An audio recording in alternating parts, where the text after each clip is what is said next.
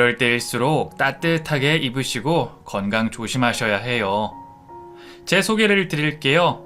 저는 올해 48인 응급의학과 개원의입니다. 개원을 한 지는 이제 내년이면 5년째가 되네요. 그 전에는 한 대학병원에서 오래 근무했습니다. 거기서 지금의 아내를 만나서 결혼까지 했고요. 아내를 만나고 난 이후에 저는 참 롤러코스터를 탄 기분이었어요. 아내와 결혼을 하고 나서 살면서 한 번도 상상하지 못한 경험을 하게 됐습니다. 이래저래 우여곡절이 많았거든요. 저보다는 물론 제 아내가 가장 힘들었을 테지만 옆에 있던 저도 아내를 오해하고 이혼까지 할 뻔했던 그때의 일을 생각하면 가끔 아찔하기도 합니다. 이렇게 소중한 아내를 잃을 뻔했으니까요. 그래도 롤러코스터에서 안전하게 내려서 이제는 웃으면서 회상할 수도 있게 됐답니다. 그래서 우연히 알게 된 이 사연 채널에 저희 가족의 이야기를 적어 보내려고 해요. 그때를 생각하면 딱 요즘 날씨와 같다고 할 수 있겠네요. 아내를 만나서 따뜻한 날씨에 마음을 놓고 있다가 갑작스럽게 불어닥친 한파에 몸이 꽁꽁 얼었던 적이 있었으니 말입니다. 여보, 사랑해? 제가 요즘 사랑한다는 말을 많이 하고 있거든요. 뭐야, 나도 사랑해.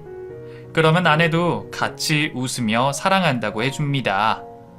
사랑하는 사람에게 아낌없이 표현해야 후회가 없을 것 같아서요. 오늘 아이들을 공부하는 걸 가만히 바라보다가 갑자기 저 아이들이 태어나지 못했을 수도 있었다는 생각이 들자 아찔해지더라고요. 그러다 보니 자연스럽게 예전 일을 되새겨보게 됐습니다. 저희 가족에게 폭풍이 몰아치던 그 시절을 글로 남겨두고 싶어서 이렇게 사연을 쓰고 있어요. 서론이 좀 길었네요. 그럼 본격적으로 이야기를 시작해 보겠습니다. 우선 저는 형 하나에 여동생 하나를 두고 번듯한 직장을 가지고 계시는 부모님 밑에서 평범하게 자란 케이스입니다. 저에게 극복해야 할 눈앞의 난관이라고는 의사라는 목표를 이루기 위한 저와의 싸움뿐이었어요. 그렇게 학업 생활을 충실히 하고 원하던 대로 의과대학에 입학을 했습니다. 학교를 다니다가 군의관으로 졸업한 후에 저는 대학병원의 인턴으로 의사 생활을 시작했습니다. 대학병원에서 인턴 생활을 하면서 저는 응급의학과 전문의가 되기로 결심했어요. 모든 과가 그렇겠지만 가장 죽음과 삶의 경계에서 격렬하게 싸우는 분들을 살릴 수 있는 응급의학과의 매료가 됐거든요. 그리고 레지던트 때부터 응급의학과에서 일을 했습니다. 과 특성상 몇 분, 아니 몇 초 만의 처치로 환자의 생사가 갈리는 일도 있기에 저는 일할 때만큼은 평소와 다르게 많이 예민해졌어요. 그래서인지 주변 간호사들에게 평가가 좋지 않았습니다. 상영쌤 너무 까칠하지 않아? 난 상영쌤이 웃는 모습을 본 적이 없어. 진짜 사이코패스 아니야? 그러니까 아니 아무리 환자 상태가 중요하다고 해도 간호사들한테 너무 막말하지 않니? 진짜 너무해. 간호사들이 휴게실에서 그런 대화를 하는 걸 우연히 들은 적이 있습니다. 간호사들이 저를 싫어한다는 걸 알고는 있었어요. 하지만 그 정도까지일 줄은 사실 몰랐습니다. 조금 충격을 받은 상태였는데 저를 험담하는 대화들 사이에서 한 사람이 다른 의견을 말했어요. 그래도 우리가 이해해야지. 상영쌤 그러는 거 다 자기 일에 사명감이 있어서인데 우리도 간호사로서 사명감을 갖고 일하자. 어머 박 간호사만 부처님이지 뭐. 그래 우리가 나빴다. 그래 그러고 보니 박 간호사만 상영쌤이랑 한 번도 안 싸우지 않았어? 뭐야? 박 간호사 혹시... 뭐? 밥 잘 먹고 왜 이렇게 실없는 소리를 하고 있어? 유언비어 퍼뜨리지 말고 가서 일이나 하자고. 저와 한 번도 다투지 않은 간호사가 정말 딱 한 명이 있었어요. 그 간호사가 뒤에서도 제 편을 들어준다는 사실에 감동을 받았습니다. 그리고 휴게실에서 나오던 박선미 간호사와 제가 딱 마주쳤습니다. 선생님, 왜 여기 계세요? 아니, 저 잠깐 화장실 좀 가려고요. 그리고 서로 자리를 비켜주는데 그거 아시죠? 동시에 같은 쪽으로 움직여서 둘 다 가로막히는 상황이요. 그런 상황이 되자 박 간호사도 저도 얼굴이 빨갛게 달아올랐습니다. 그리고 평소에 호감이 있던 박 간호사에게 그 틈을 타서 용기를 내어 오픈날 맞춰서 함께 식사를 하자고 제안했어요. 다음 주 오프 언제예요? 네, 저 수요일이요. 그럼 그때 저랑 만나서 밥 먹어요. 물어볼 것도 있고. 네, 알겠어요. 아내는 의아한 표정을 지었지만 아무래도 제가 휴게실에서 제 흉을 보는 걸 들어서 그것에 관해서 물어보려고 한다고 생각한 낌새였습니다. 하지만 그 이유뿐만이 아니었어요. 평소에 아내가 일할 때나 환자나 동료를 대할 때의 모습을 저도 모르게 눈여겨보고 있었거든요. 보통 기분이 태도가 드는 사람이 최악이라고들 하잖아요. 아내는 정반대의 사람이었습니다. 힘들 법도 한데 단 한 번도 다른 사람들에게 힘든 티를 내거나 짜증을 낸 적이 없었어요. 거의 저에게는 유니콘처럼 보일 정도로 신기한 사람이었습니다. 하루 종일 환자를 보느라 지쳐 있다가도 그 사람이 웃고 있는 모습을 보면 저도 모르게 힘을 얻었어요. 그러다 보니 시간이 갈수록 그 사람에 대해 더 알고 싶어지고 궁금해졌던 차였습니다. 제가 사실 아무에게나 마음을 주는 성격은 아니었거든요.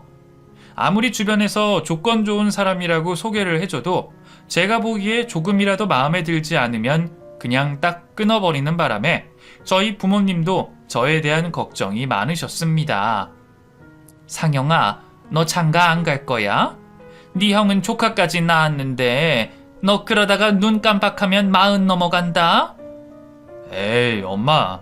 저 이제 겨우 33인데 무슨 그런 악담을 하세요. 저 사실 지금 데이트하고 있는 사람 있어요. 기다려보세요. 그래? 정말? 눈이 하늘 끝에 닿아 있는 우리 아들이 웬일이래? 잘 됐으면 좋겠다. 눈이 높은 게 아니라 제 기준이 있어서. 아무튼 잘 되면 소개해 드릴게요. 저희 병원 간호사예요. 간호사? 네. 왜요? 아니, 그냥 그래, 암튼 만나나 봐. 저희 어머니는 간호사라는 점이 썩 내키지는 않은 듯 했습니다. 하지만 제가 또 한 곳이 파거든요. 누가 뭐라든 나만 좋으면 밀어붙이는 성격이라서 부모님이 만약에 반대를 하신다고 해도 그건 아무 문제가 되지 않았어요. 그리고 아내와 처음으로 병원이 아닌 고급 레스토랑에서 만나서 함께 식사를 했습니다. 그렇게 튀지 않는 점잖으면서 편안한 옷차림을 한 아내가 환하게 웃으며 제 앞으로 걸어오는데 그 순간 저는 마치 전기에 감전된 기분이었어요. 그리고 혼자 속으로 생각했습니다. 아무래도 이 여자랑 결혼해야겠다. 그날 식사를 하고 대화를 나누면서 그 마음이 더욱더 견고해졌습니다. 첫 데이트 이후에 저는 노골적으로 그 사람에게 제 마음을 표현했어요. 처음에는 부담스러운 듯이 불편해하면서 거절을 했어요. 상영쌤, 저 사실 가족도 하나 없이 혼자 사는 고아 출신이에요. 이런 제가 선생님처럼 훌륭한 분이랑 언감생심 꿈도 못 꾸던 일이에요. 그러지 마시고 본인과 어울리는 좋은 분 만나세요. 선미씨, 저는 그런 허울들 보고 사람 좋아하는 사람 아닙니다. 선미씨가 외계인만 아니면 돼요. 그런 세속적인 비교 때문에 제 마음 무시하지만 말아주세요. 누가 뭐래도 제 눈에는 선미씨만큼 반짝이는 사람을 본 적이 없으니까요. 제가 그렇게 대답하자 이렇게 자기를 좋아해주는 사람은 처음 만나서 얼떨떨하다며 눈물을 흘리더라고요. 그런 식으로 저는 점점 더 아내에게 가까이 다가갔습니다. 그리고 결국 아내도 제 진심을 알고 난 이후에 조금씩 마음의 문을 열어주더라고요. 제 농담에 웃어도 주고 제 안부도 먼저 물어줬습니다. 저는 그때를 놓치지 않고 사귀자고 말을 했어요. 그리고 저희는 본격적인 연애를 시작했습니다. 아내와 연애를 한 후로 주변 사람들은 저에게 성격이 변했다고 칭찬을 해줬습니다. 야, 상영이 요즘 눈에 띄게 밝아진 것 같은데 너 미간에 있던 주름 다 어디 갔냐? 야, 무슨 좋은 일 있어? 그래? 연애를 해서 그런가? 뭐? 정말이야? 야, 그 깐깐한 이상형이 연애를 해? 이야, 대박이다. 야, 누군데? 궁금해? 야, 곧 결혼할 거니까 결혼식에서 봐. 뭐라고? 결혼? 와, 이 자식 완전 그 여자한테 빠졌구만. 야, 오늘 사람 여러 번 놀라게 하네. 그래 임마, 잘 되길 빌어주마. 저와 절친했던 대학 동기이자 병원에서 같이 일하던 동료인 정형외과 친구가 그렇게 말했습니다. 그리고 나서 어느새 소문이 번져서 저와 아내가 사귀는 걸 병원 식구들이 아름아름 알게 됐어요. 그때가 저희가 사귄 지 1년 반이 된 때였습니다. 그때 저는 아내에게 프로포즈를 했어요. 그런데 예상치 못하게 아내의 반응이 뜨뜻미지근했습니다. 상영씨, 나는 사실 겁이 나요. 상영씨 부모님이 분명히 반대하실 텐데 나 그런 아픔 겪는 게 너무 무서워. 처음에야 물론 탐탁지 않아 하실 수도 있어. 하지만 나는 선미 너 놓칠 생각 전혀 없어. 나 한다면 하는 놈이야, 선미야. 우리 결혼해서 행복하게 살자. 내가 너의 든든한 울타리가 되어줄게. 제가 그렇게 말하자 아내가 대답했습니다. 나 사실 우리 친엄마를 찾고 있어요. 7살 때 엄마랑 아빠랑 이혼하고 아빠가 날 보육원에 맡긴 기억은 있는데 사실 나 고등학교 때 한 번 엄마 만난 적이 있거든. 그때 엄마가 나한테 5천만 원이 든 통장을 줬어. 미안하다면서. 덕분에 보육원 나와서도 잘 독립해서 살 수 있었고. 그리고 아내는 결혼을 한다면 혼주석에 어머니를 앉히고 싶다고 말했습니다. 고등학교 때 만났던 아내의 친모는 이미 재혼을 한 상태였다고 했어요. 그래서 아내를 데리고 오지 못하는 것에 대해 미안하다고 했고 엄마 번호를 받기는 했지만 그 이후로 차마 연락을 할 수가 없었다고 하더라고요. 아내의 사정을 듣고 저는 가슴이 미어지는 듯이 아팠습니다. 어린 여자아이였을 때부터 지금에 이르기까지 아내가 혼자서 얼마나 고생이 많았을지 머릿속에 다 그려지더라고요. 그리고 아내는 제 앞에서 긴장된 표정으로 예전에 알고 있던 친모의 연락처로 전화를 걸었습니다. 한참 신호가 간 끝에 전화를 받은 모양이었어요. 아내가 순식간에 눈물을 쏟아내며 말했습니다. 저 선미예요. 잘 지내셨죠? 그 말을 하고 나서 한참 동안 말없이 꺼이꺼이 눈물만 흘리더라고요. 그런 아내 옆에서 저는 아내를 꼭 안아줬습니다. 그리고 수화기 너머에서도 우는 목소리가 들려왔어요. 아내의 친모도 울고 계신 모양이었습니다. 그때 아내의 나이가 29이었으니 10년 가까이 되는 세월 동안 딸에게서 연락이 오길 오매불망 기다리셨던 겁니다. 너무 주체할 수 없이 아내가 울고 있어서 제가 대신 전화를 받고 말했어요. 안녕하세요. 저 선미씨 남자친구 이상형이라고 합니다. 어머님, 제가 선미씨랑 결혼을 하고 싶어서요. 조만간 만나 뵙고 인사드리고 싶습니다. 제 말씀에 울먹이는 목소리로 반가워하셨어요. 그래요? 아이고야, 나야 좋지. 반가워요. 나는 아무 때고 시간 되니까 두 사람이 시간 맞춰서 연락 줘요. 이거 선미 번호 맞죠? 네, 맞습니다. 선미 씨가 오랜만에 어머님께 연락드리고 죄송한지 눈물을 많이 흘려서 지금은 통화가 어려울 것 같아요. 진정되면 다시 연락드리라고 하겠습니다. 그래요. 고마워요. 고마워. 그리고 전화를 끊고 아내는 마음을 추스리고 혼자 있을 때 전화를 걸겠다고 했습니다. 그날 이후 2주가 흘렀고 그때 저는 장모님과 만날 약속을 잡을 수 있었습니다. 장모님은 아내와는 달리 굉장히 화려한 분이었어요. 아내를 보자마자 둘이서 얼싸안았습니다. 그리고 억지로 눈물을 참더라고요. 사위 앞에서 남사스럽게 울고 싶지 않네. 우리 딸 그동안 잘 지냈니? 간호사가 되다니 장하다 내 딸. 엄마도 잘 지내셨죠? 엄마는 그럭저럭. 들어보니 장모님은 아내가 연락드리기 1년 전에 남편을 잃고 혼자가 되셨다고 했습니다.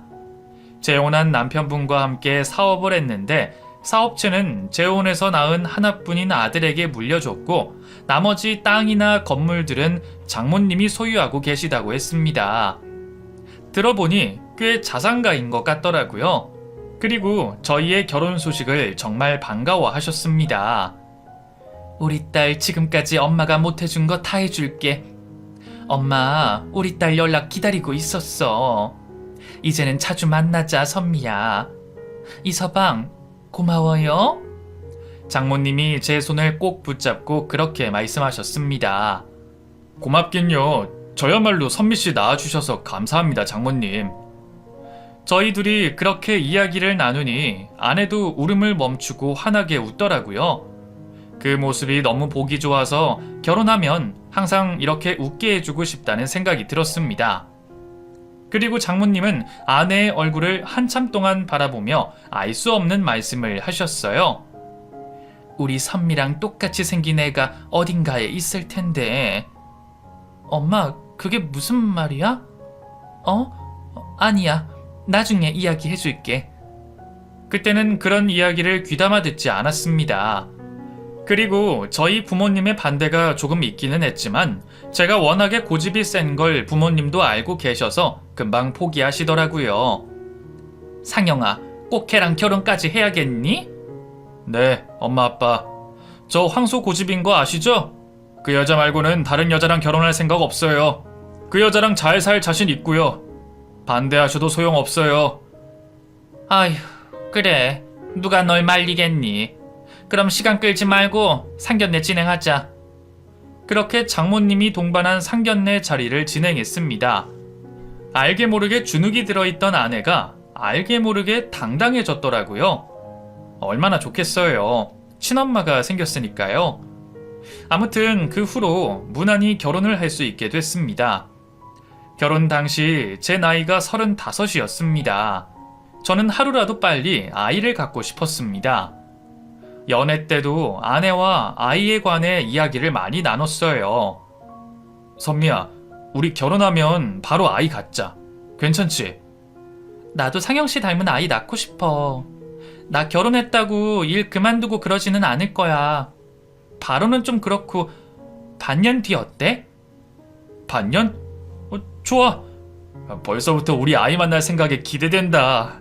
그리고 결혼을 한 후에 아내는 3교대 근무를 하면서 저와 일하는 시간이 맞지 않을 때도 많았습니다. 그래도 하루에 한 번은 얼굴 보고 같이 식사를 했어요. 그런데 어느 날부터 아내가 병원에 무단으로 결근을 했었더라고요. 상영쌤, 요즘 선미쌤 무슨 일 있어요? 예? 별거 없는데. 왜요? 한 달 전부터 근무 시간 바꿔달라고 하더니 이제는 아예 결근까지 하고 있어서 걱정돼서요. 그래요? 저는 그 사실을 뒤늦게 알았어요. 저도 응급의학과 의사로 지내며 말도 못하게 바빴거든요. 그렇게 아이 낳는 것까지 미루고 일을 그만두지 않겠다던 아내가 무단 결근이라니 믿을 수가 없었습니다. 아내의 무단 결근이 저도 모르는 새에 쌓이고 쌓이다가 결국 결혼 1년 만에 아내는 병원에서 잘리게 됐습니다. 정말 황당한 상황이었어요. 그래서 아내를 붙잡고 이야기를 해보려고 마음먹고 오픈날 아내를 기다렸어요. 그런데 겨우 통화가 된 아내의 목소리가 완전히 풀이 죽어 있더라고요. 선미야, 너 대체 어디야? 나 지금 엄마랑 동생이... 동생? 처남 말하는 거야? 이부 동생? 처남이 왜? 아니, 그게 아니고... 여보, 나도 지금 복잡해. 나 엄마랑 청주에 와 있거든? 내가 나중에 다 설명할게. 미안해. 조금만 기다려줘. 그리고 아내는 전화를 끊어버렸습니다. 제가 모르는 무슨 일이 벌어지고 있다는 생각이 걱정되고 불안했어요. 그렇게 아내는 한 달간 연락도 되지 않고 완전히 잠적해 버렸습니다. 그러는 사이에 병원에서는 이상한 소문이 나돌았어요. 선미쌤이랑 상영쌤 이혼했다며? 선미쌤이 바람을 피웠다나 봐. 어머, 정말? 선미쌤 그렇게 안 봤는데. 얌전한 고양이가 부뚜막에 먼저 올라간다고 그 말 있다 하긴 해. 어머. 우연히 그런 대화를 듣고 저는 벼락같이 화를 냈습니다. 할 일이 그렇게 없어요? 무슨 말도 안 되는 소리들을 하고 있어? 선미 그런 여자 아닙니다. 저희 이혼도 안 했고요. 실없는 소리 할 시간 있으면 환자들이나 신경 쓰세요. 제 말에 간호조무사와 간호사가 화들짝 놀라며 미안하다고 사과를 했습니다. 그렇게 화를 내기는 했지만 저도 내심 그 소문이 진실은 아닐까 조바심이 나더라고요. 아내와 연락이 겨우 닿아도 아내는 힘없는 목소리로 나중에 이야기해주겠다고만 하니 점점 저는 머릿속으로 상상의 나래만 펼치게 됐습니다. 일주일에 한 번 집에 들어오는 아내는 저와 대화도 거부했어요. 답답했던 저는 아내에게 초강수를 두기로 했습니다. 선미, 너 부부가 뭐라고 생각해? 왜 그래? 나 지금 아무 힘이 없어. 쉬고 싶어. 아내는 제 물음에 귀찮은 듯이 대답했습니다.